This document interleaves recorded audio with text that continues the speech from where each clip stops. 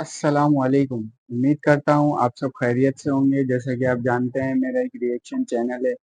आज हम वीडियो देखेंगे तालिब इल्म का अजीब वाक़या, और बयान कर रहे हैं पीर जुल्फ़िकार नक्शबंदी साहब। तो आइए देखते हैं वीडियो।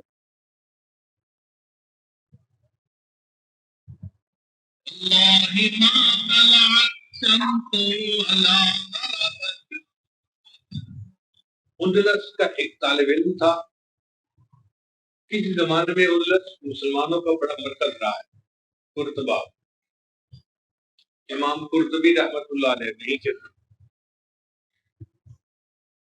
तो वहां पे एक तालिब इल्म था, उसका नाम था बकीउद्दीन इब्न खल्लद रहमतुल्लाह।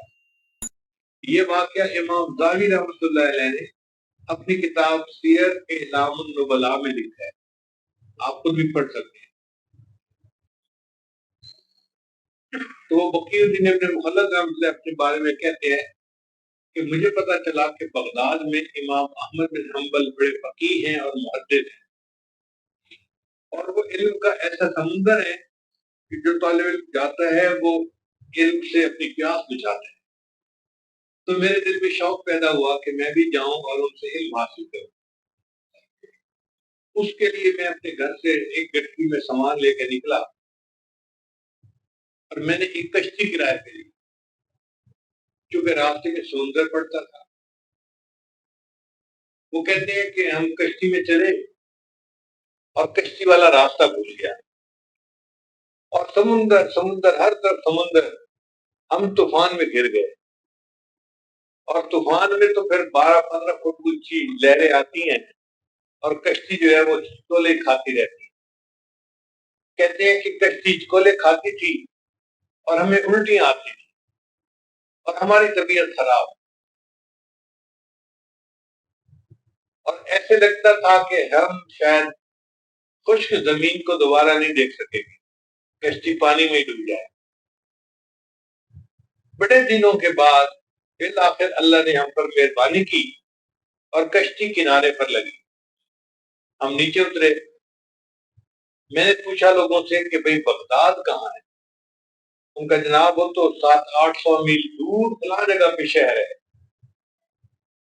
तो बकीउद्दीन कहते हैं कि मैंने अपनी गठरी अपने सर पे रखी और पैदल चलना शुरू कर दिया कि ये 600-700 मील का सफर तो कोई इतनी बड़ी बात नहीं, मैं पैदल तय कर लूंगा।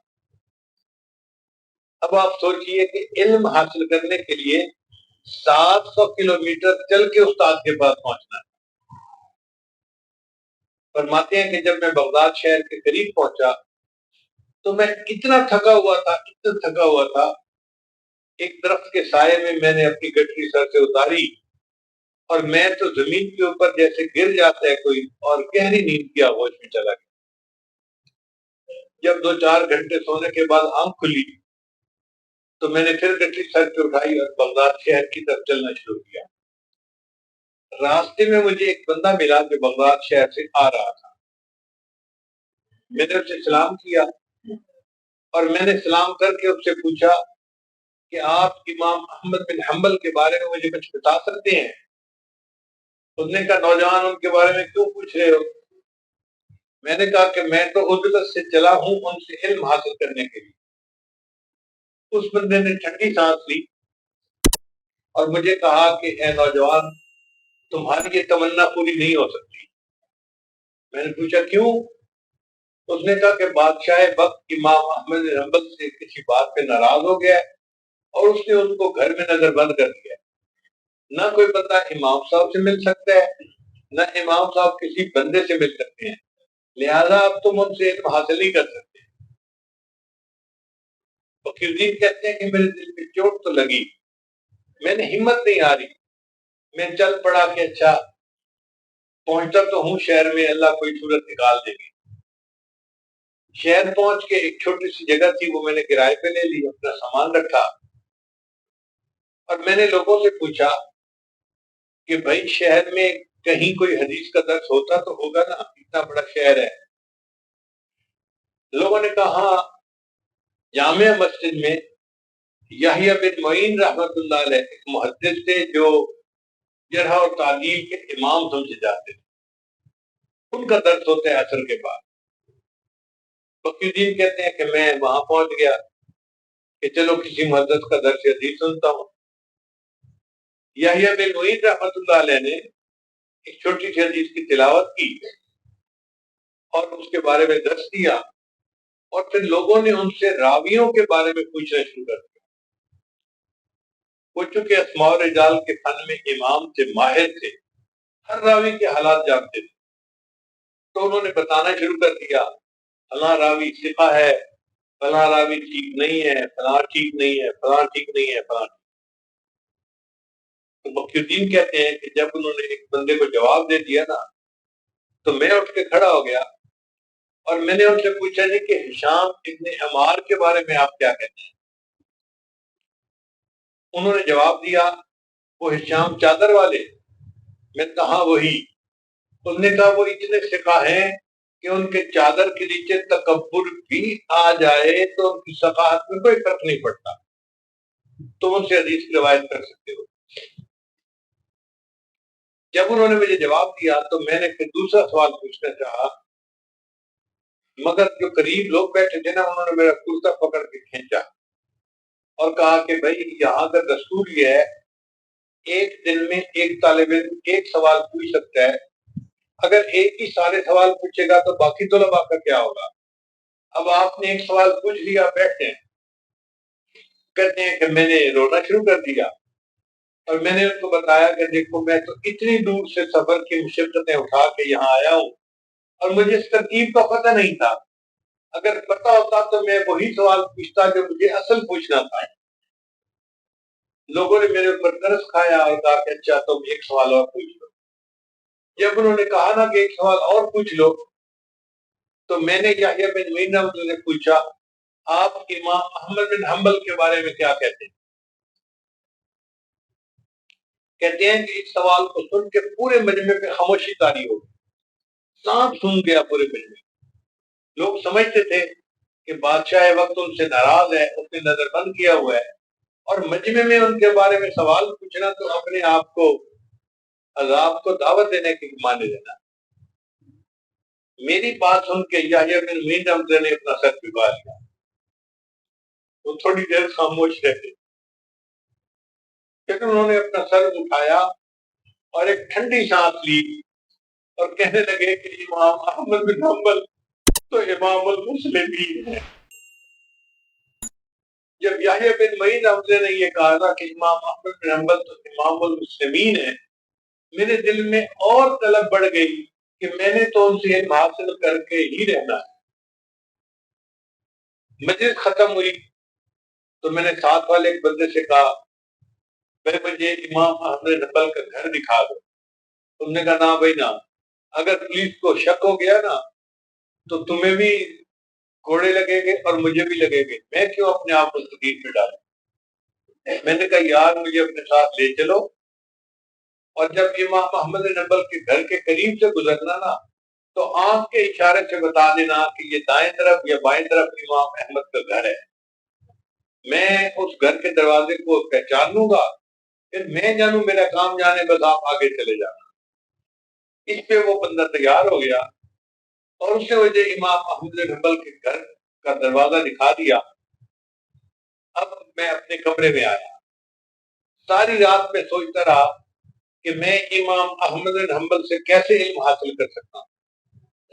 کبھی کوئی ترتیب, کوئی کوئی ترتیب, مگر ذہن میں یہ بات آتی کہ اگر میں روزانہ جاؤں گا تو امام صاحب اول تو پڑھائیں گے نہیں, اور اگر پڑھا بھی دیں گے تو پولیس کو پتہ چل گیا تو پھر میں بھی جیل.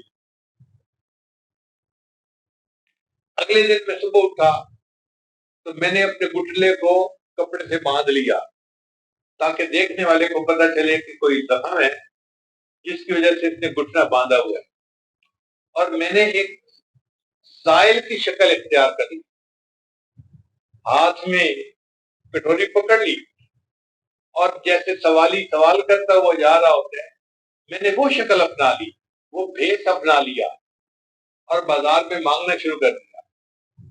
اب لوگ میری شکل کو دیکھتے تو میں 20 سال کا نوجوان تھا. اور ویسے دیکھتے تو میں لوگوں سے سوال کر رہا تھا. اس زمانے میں جو سائل تھے وہ روپیہ پیسہ روٹی نہیں مانگا کرتے تھے, ہاتھ پھیلا کر سیکھنا کہتے تھے اجرکم علی اللہ, اجرکم علی اللہ. اور لوگ سمجھ لیتے تھے کہ یہ حاجت مند ہے تو وہ کشکول میں کچھ نہ کچھ ڈال دیتے. کہتے ہیں کہ اب میرے نوجوان چہرے کو دیکھ کے مجھے کوئی کچھ دینے کو تیار نہیں تھا, بلکہ کچھ لوگ مجھے گھور کے دیکھتے کہ تمہیں شرم نہیں آتی, اتنی جوانی میں تم سوال کرتے پھرتے ہو.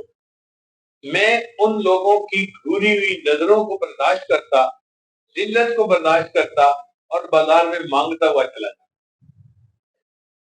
پھر ایسے وقت میں جب لوگوں کی آمد و رفت کم ہوتی ہے, میں امام احمد بن حنبل کی گلی میں داخل ہوا اور میں نے امام احمد بن حنبل کے دروازے پہ جا کے بڑی دردناک آواز سے صدا لگائی, اجرکم علی اللہ, اجرکم علی اللہ.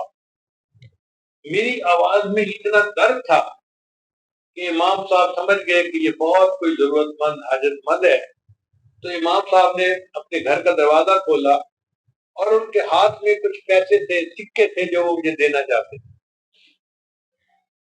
بقی الدین فرماتے ہیں کہ میں امام صاحب کے قریب گیا اور میں نے جا کر کہا کہ حضرت میں مال کا طلبگار نہیں ہوں, میں علم کا طلبگار ہوں, اور میں نے تو آپ تک رسائی حاصل کرنے کے لیے یہ بھکاری کا بھیس اپنایا ہے, ورنہ تو میں سنت کا متلاشی ہوں, مجھے آپ روزانہ پڑھا دیا کریں. امام احمد بن حنبل نے فرمایا کہ نہ بھائی نہ, چلے جاؤ یہاں سے, اگر پولیس نے دیکھ لیا تو تمہیں بھی سزا ملے گی, مجھے بھی سزا ملے گی. تو میں نے کہا کہ حضرت میں اس طرح بھکاری کی شکل میں روزانہ ایک وقت آپ کے پاس آؤں گا اور آپ یہی سکے لے کر دروازہ کھولا کرنا, اگر کوئی اور بندہ قریب ہے تو سکے ڈال دینا اور میں چلا جاؤں گا, اور کوئی بندہ نہیں ہے تو آپ مجھے کھڑے کھڑے ایک دو حدیثیں سنا دینا, میں ہم کو زبانی یاد کر لیا کروں گا. میرا اور آپ کا پڑھنے پڑھانے کا یہی طریقہ ہے. پورا 1 سال میں بغداد کی گلیوں میں بھیک مانگنے کے بہانے امام احمد بن حنبل سے چند حدیثیں روزانہ سنا کرتا تھا اور یاد کر لیا کرتا تھا. اللہ کی شان دیکھیں, 1 سال کے بعد حاکم وقت مر گیا.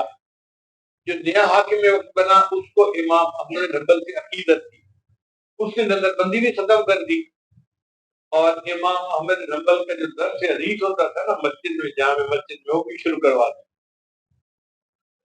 بقی الدین کہتے ہیں کہ عصر کے بعد میں جامع مسجد میں گیا تو اتنا رش تھا, جگہ ہی نہیں ملتی.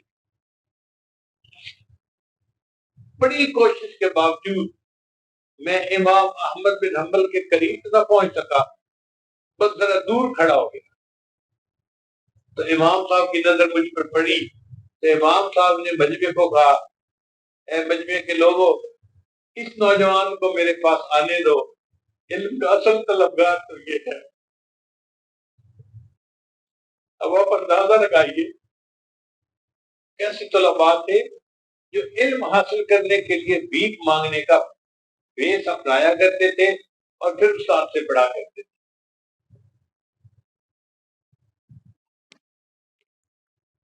Thanks for watching. چینل کو لائک کریں, سبسکرائب کریں اور شیئر کریں اور اپنی رائے سے آگاہ کریں. ملتے ہیں نیکسٹ ویڈیو میں. السلام علیکم.